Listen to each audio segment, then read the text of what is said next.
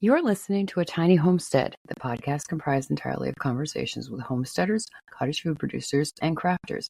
I'm your host, Mary Lewis. Today I'm talking with Mark Lawley at Practical Prepping in Alabama. Good morning, Mark. How are you? Good morning, Mary. Doing well. How's the weather there this morning? This morning, it is fairly nice. We're at 83 degrees right now, which is a whole lot better than that 98 we were at last week. Oh, yeah, no doubt. It is exceedingly muggy in Minnesota this morning, to the point that we had ground fog in our dooryard this morning. We have had the exact same thing. I just looked over here at the weather station, and we've got 76% humidity here right now. Yeah, it's so gross. I can't wait until mid-September. Yeah, I'm ready for Thanksgiving. I'm not quite there because I really do want our tomatoes to keep producing because we are going to be swimming in tomatoes by midweek next week. Well, we have some grandsons playing football, and it's just not there's something not right about sitting at a football game wearing a T-shirt. Yeah. You need to be wearing a jacket, and so I'm looking for football weather at least. Yeah, it's been...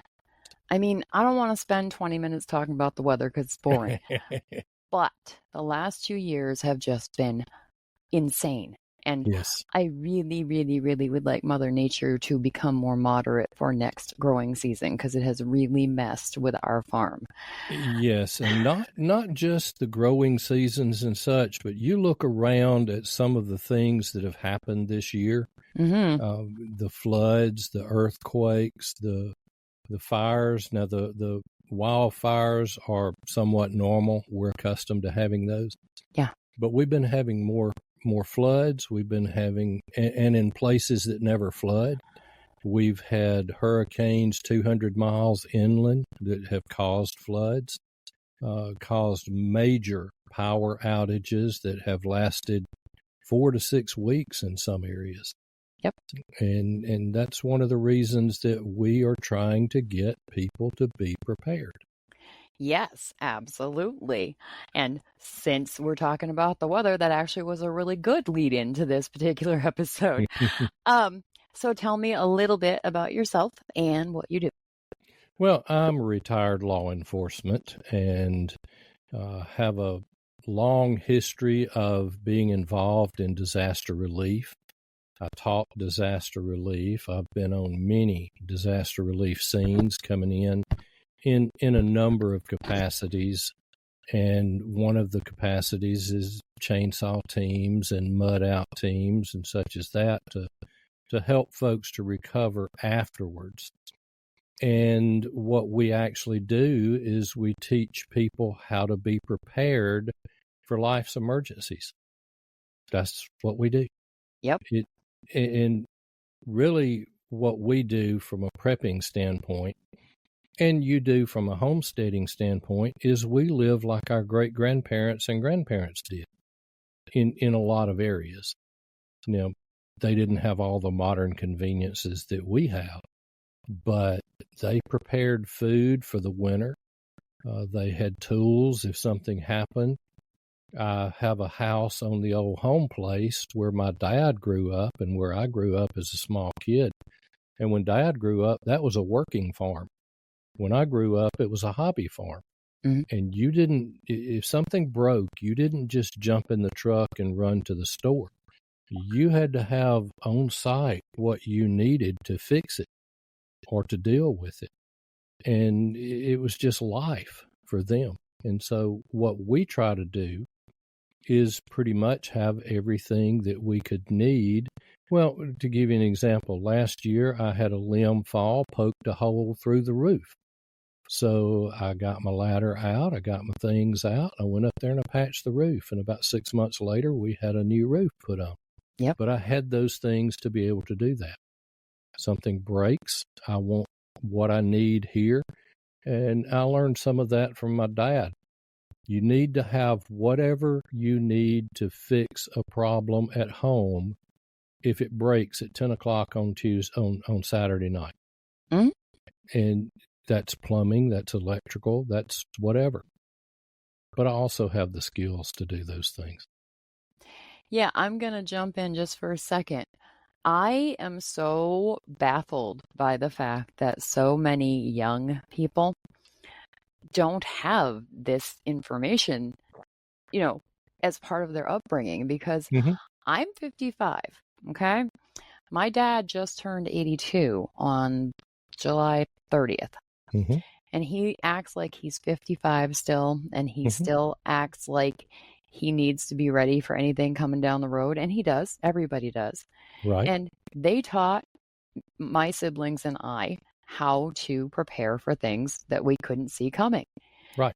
And I taught my kids because they watched me do it when they were growing up. Hmm. And how in the heck did we lose this? Well, we're 2 generations into soft. Let me call Yeah. it that. We're 2 generations into being able to just call a plumber, call an electrician, call somebody, go to the store and get it, whatever. But we're into the quick fix. I joke about we live in a microwave society. Mm-hmm. When my dad popped popcorn, that was a 20 or 30-minute process for us to have popcorn once a week, one night a week. And it was good. It was good popcorn. Uh-huh. Well, today we have these packets of popcorn that are not all that bad, but you pop them into the microwave for 90 seconds. And, that shortcuts the process quite a bit. But then here we are, we get impatient with it taking 90 seconds for our popcorn to get ready. Mm-hmm. So that's why I call it a microwave society. We're into instant gratification, and we want that popcorn right now. We don't want to wait that 90 seconds. Yeah, which is just crazy. I understand that this is a thing that people do. And we used to have an air popper, the one that you Mm-hmm. plug into the wall. And I don't like it that way. I like it in a pan that has oil in the bottom and a little Right. bit of salt and some corn kernels, and you throw them in Yep. and you put the lid on, and I like listening to it pop. And Mm-hmm. that may just be me, but it tastes really good when it's done. I think it tastes better. Mm-hmm. I really do. Now and Krista and I will do that once in a while, but more often if one of us wants some popcorn, we'll pop one of the little mini bags Yep. into the microwave and do that. Yep, I don't do that because there's stuff in there that I don't really know what it is, and I don't want to put it into my body. I will pass. I would much rather know. I'm becoming more and more that way, Mhm. but I've not completely made that transition. Yeah, and it probably won't kill you, but I don't know. I like doing things from scratch, and Mm-hmm. that's just me and my family. I was gonna say that I was listening to your podcast, one of the newer ones about food storage, for Mm-hmm. having stuff for 3 to 7 days or whatever it was. Right. And one of the things that I didn't hear in that podcast is where you can store stuff. Have you covered that on your podcast? We have covered that. When Krista and I first married 10 years ago and moved together, and we were more or less starting over, we lived in an apartment for a couple of years. And we did an episode on prepping in small places. And one of the things that we did in that apartment is we stored under beds.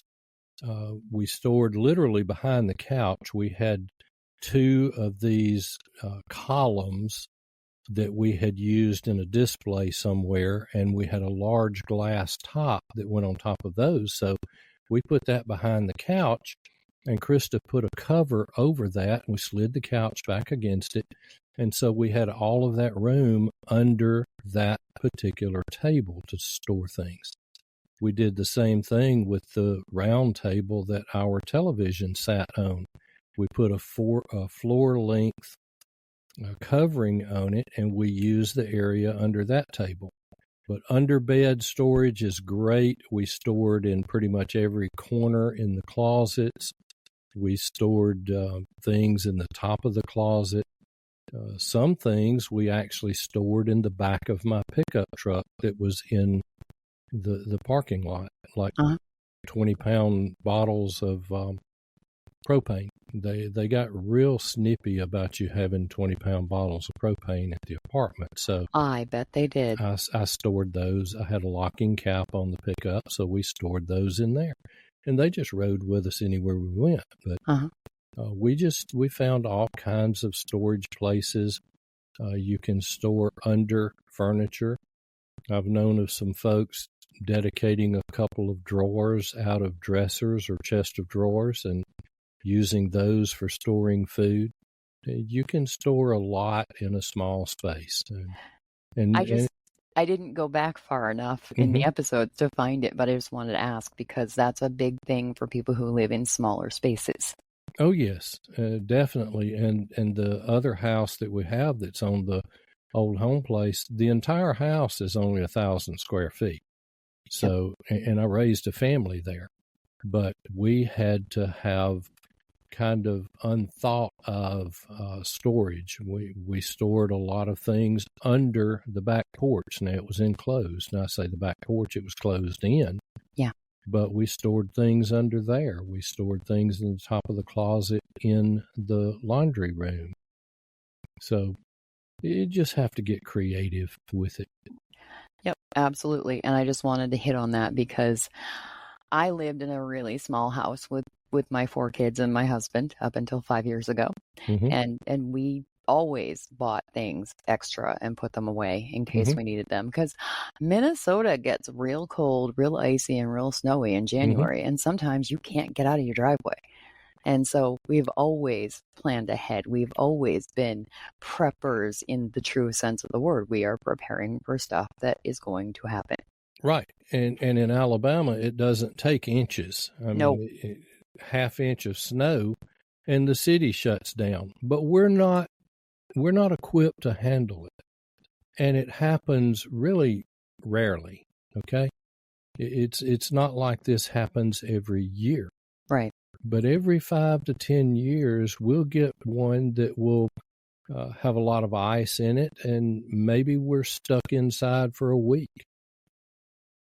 So we like you, we want to be able to not have to try to get out. Yep, absolutely. And the other reason that I was very much looking forward to talking with you is I saw on the news either yesterday or today, I can't remember, that because of the tariffs that are going into place, coffee is going to go up. And I am a coffee fiend, addict, pick any word that says I love coffee. I'm right there with you. Yeah. I don't measure what I drink by cups. No. I drink a pot in the morning and a pot in the afternoon. I used to. I have now cut back. I drink about a half a pot in the morning and a cup in the afternoon because it was starting to make my stomach hurt and I was too jittery. And I'm like, nope, I'm not young enough to keep putting away 2 pots a day. Well, I promised the sheriff that I would never see the public without having had at least 2 cups of coffee. So that's how people stay alive. Yes. Yeah. Either way, anyone who loves coffee should probably start buying an extra bag or 2 when they go shopping. Because you can still get it at the price it's at now. For a short period of time. Yeah, another we month or for so. a short period of time. Yeah, I'm very sad about this because I don't want to give up coffee if I don't have to. Well, that's one of those things that I will find a way to afford the coffee. Yep. There are just certain non-negotiables. Good coffee, and I want the good stuff when it comes to toilet tissue. I don't want the cheap stuff. Yep. So we will find a way. Yep. I'm also concerned about salt and sugar. Because salt and sugar are really, really important things in your diet. They make food worth eating.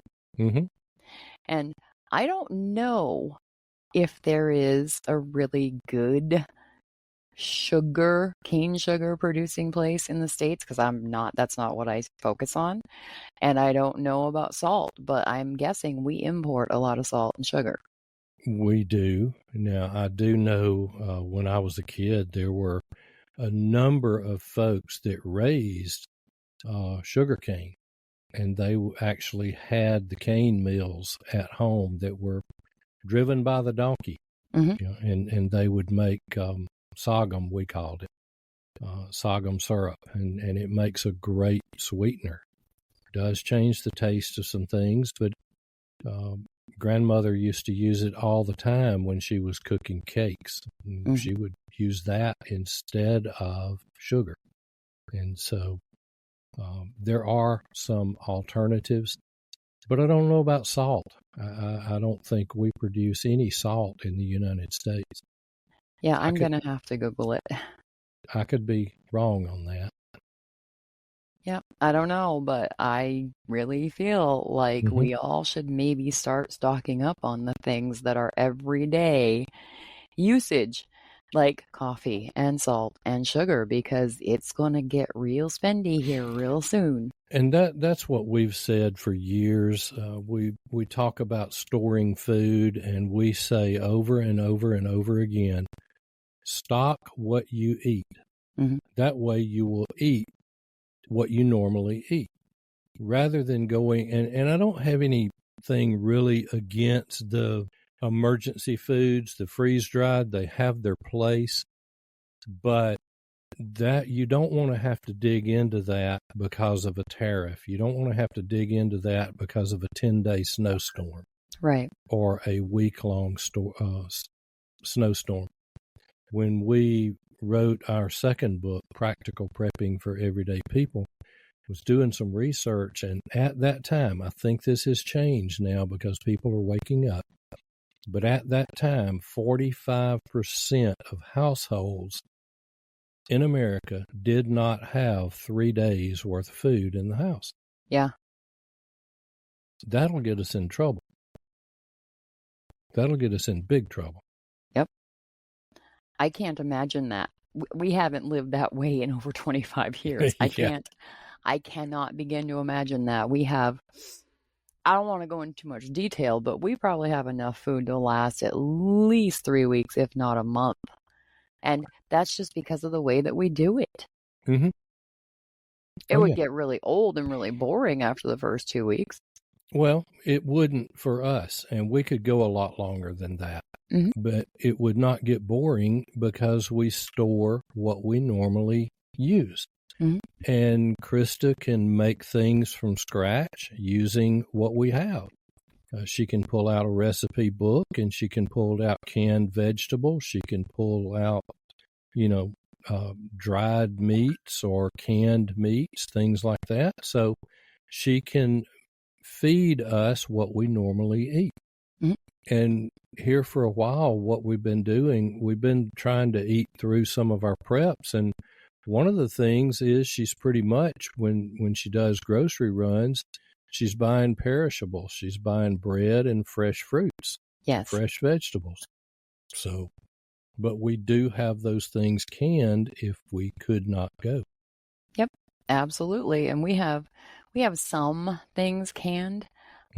We don't can a lot of green vegetables because my husband doesn't eat them. And so there's always some for me, but we don't do a lot because he's never going to eat them and I can't eat enough of them to rotate them out. But yeah, I don't know where I was going with that. It doesn't really matter. I just feel like there are so many things up in the air right now in the world that if you aren't thinking at least a month to 6 months down the road right now, you're kind of doing it wrong. Yeah. If you have to go to the store when they mention the snow word, you're doing it wrong. Yeah. Unless it happens to be the day that you go to stock up every 2 weeks, and then you're doing it right. Well, when we go to stock up, we're down to where we normally are. And when Krista and I were both diagnosed with COVID at the same time early on. Oh, no. And the county said, you can't come to work for 5 days. And Krista couldn't work for 5 days. And so we looked at each other and said, wow, we're stuck in the house together for 5 days. And it was a bad case of sniffles, is really what that particular one was. Now, I think I've had it 5 times, something like that. But the first time in December before they really identified it, I was pretty sick with that one. My son and I were too, actually. But a couple of times there, it was like, oh, okay. And one time they had to tell us we had COVID, and I wondered if the test came preloaded with COVID, but that's a different discussion. Uh-huh. But we didn't have any problem during that. I mean, us going 5 days without going to the grocery store, that was nothing. That really, I mean, it's just, okay, what do you want to eat today? And we had what we normally eat stocked up.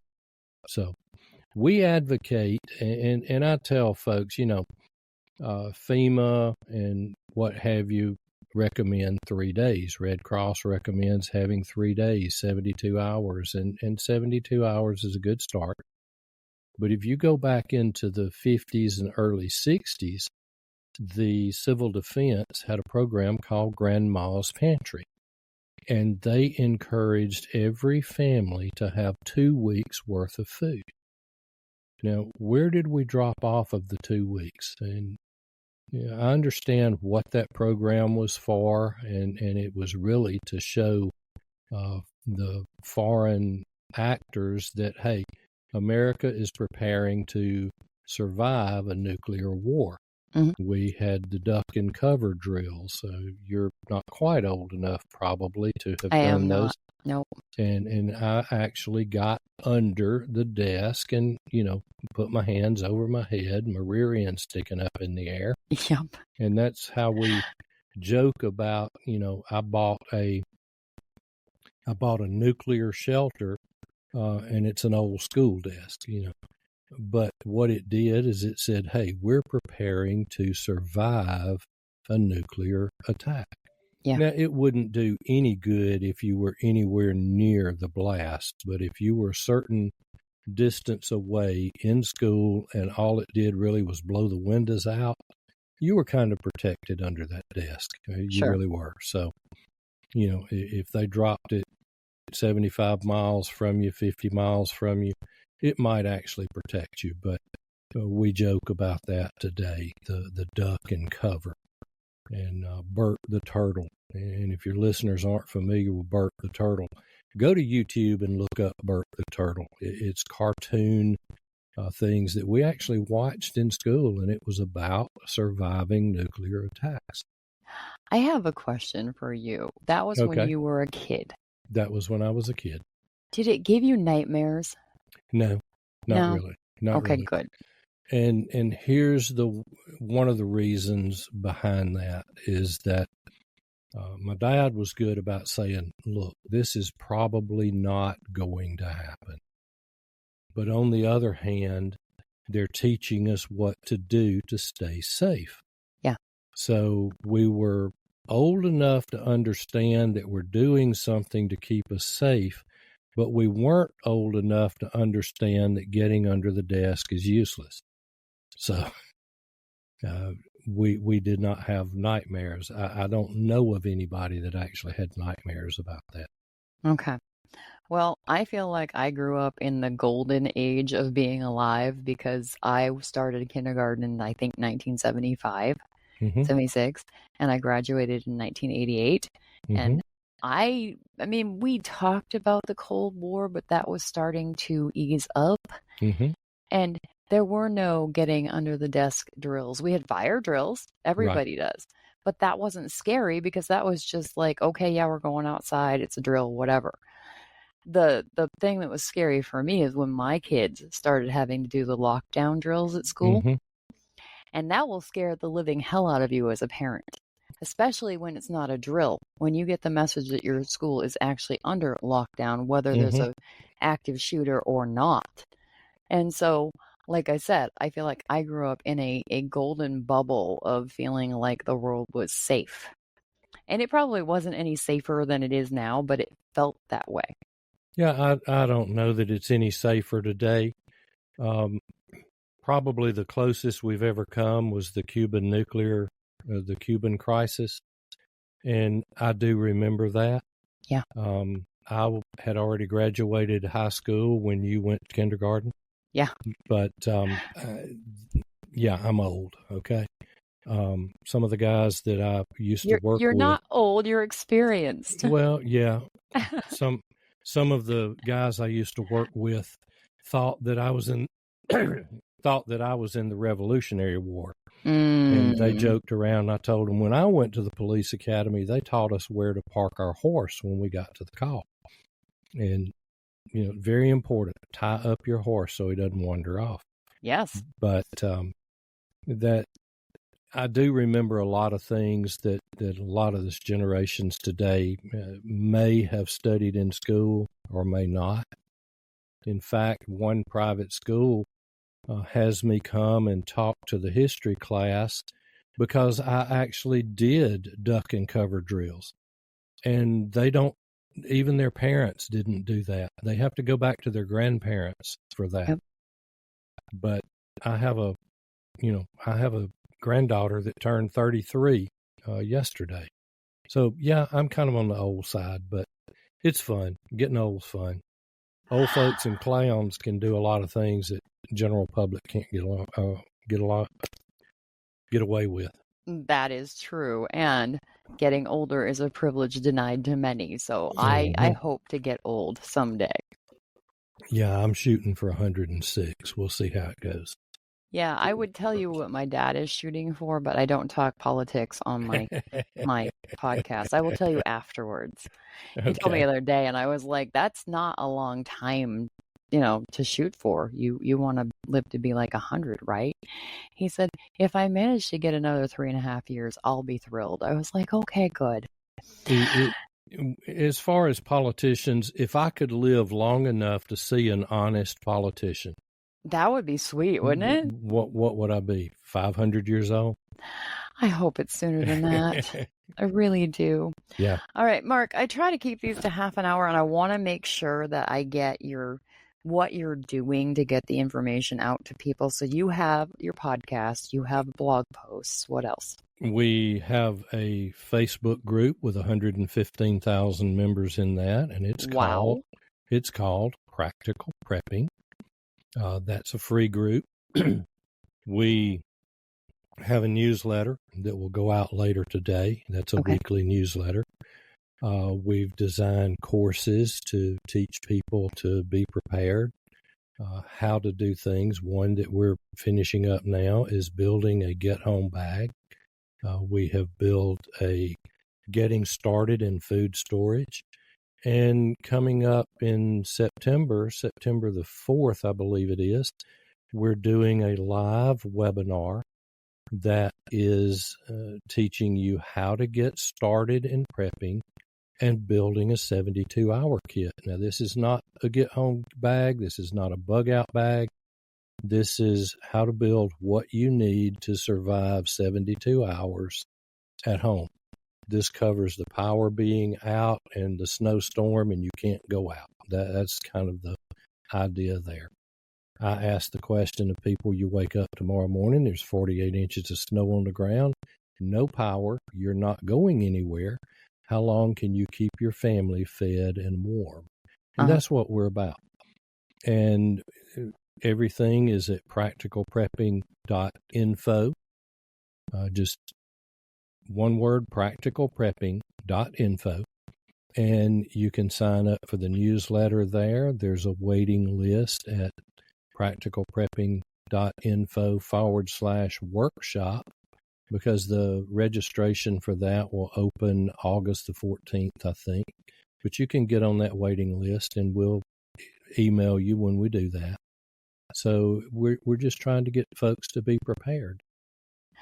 You have a very good heart, and so does your wife. Well, thank you.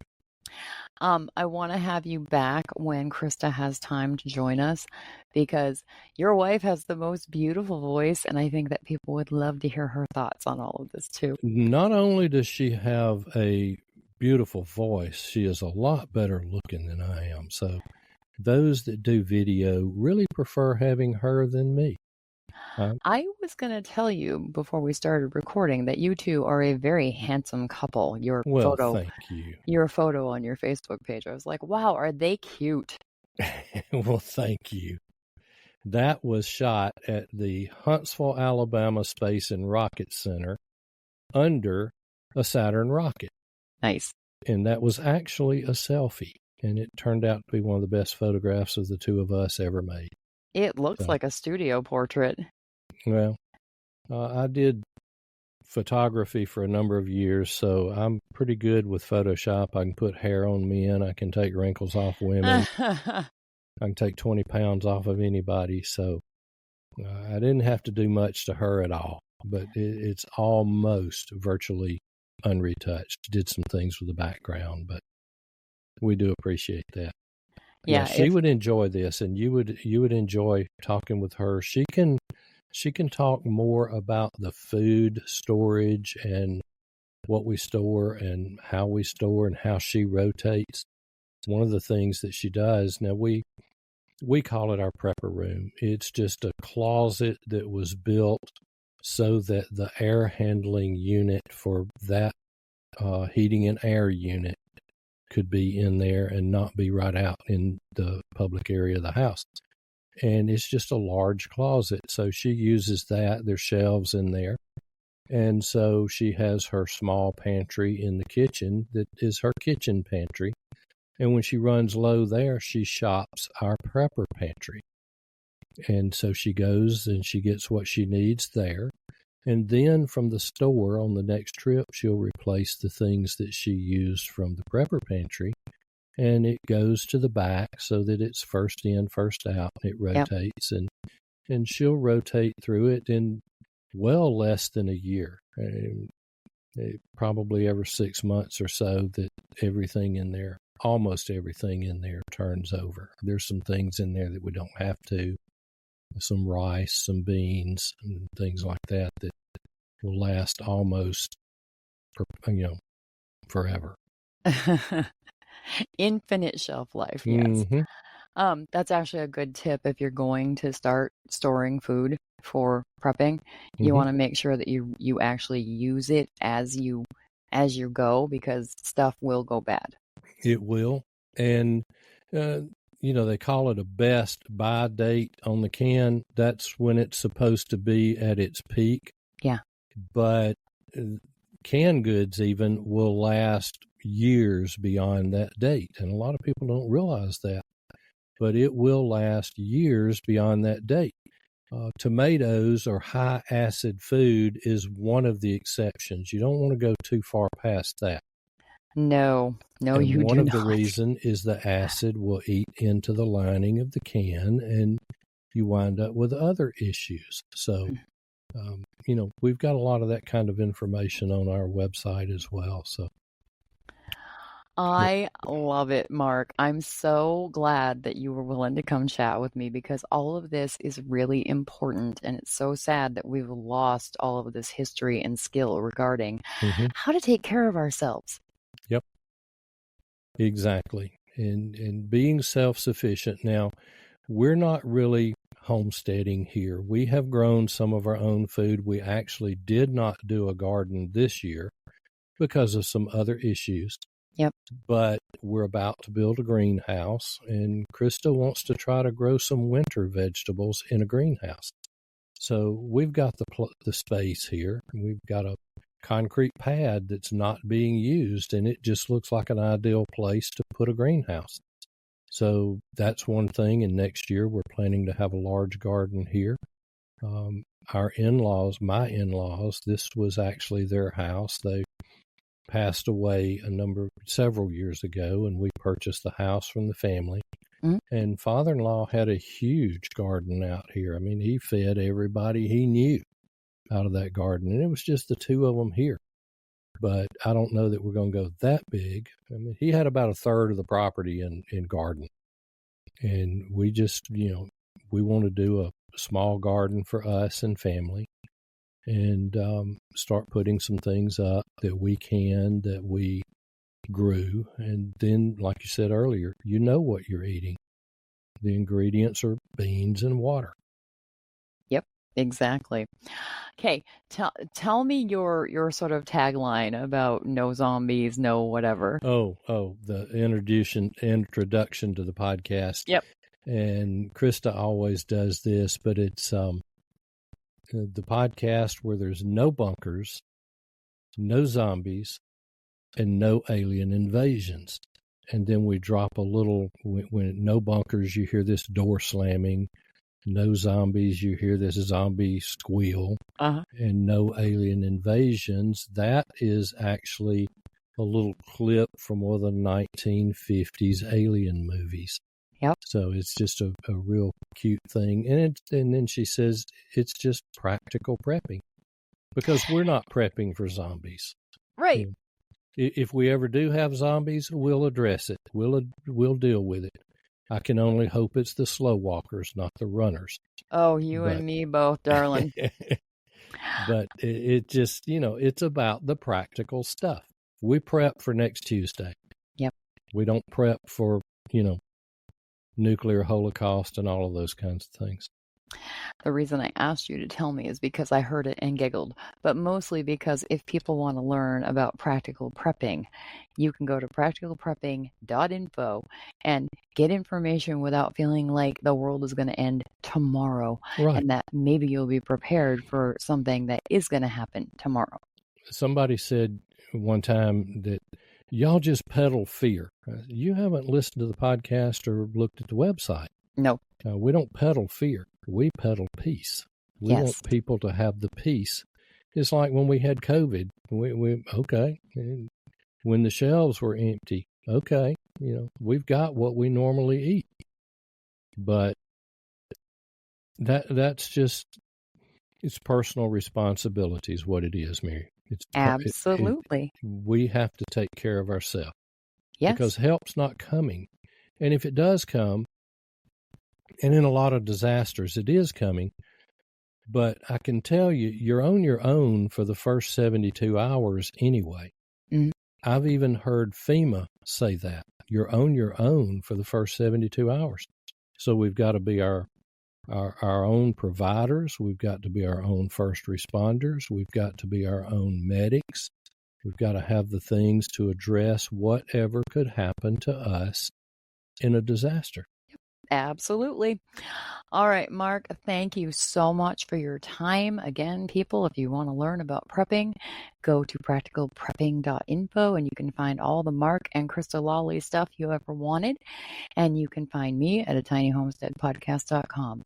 Thank you so much, Mark. I appreciate it. You are very welcome. And if people have questions, drop us an email. We're glad to answer questions. There's even a way to put an audio message on the podcast if you want to ask your question on the podcast, and we can answer it there. But we communicate with people all the time answering questions. Glad to do it.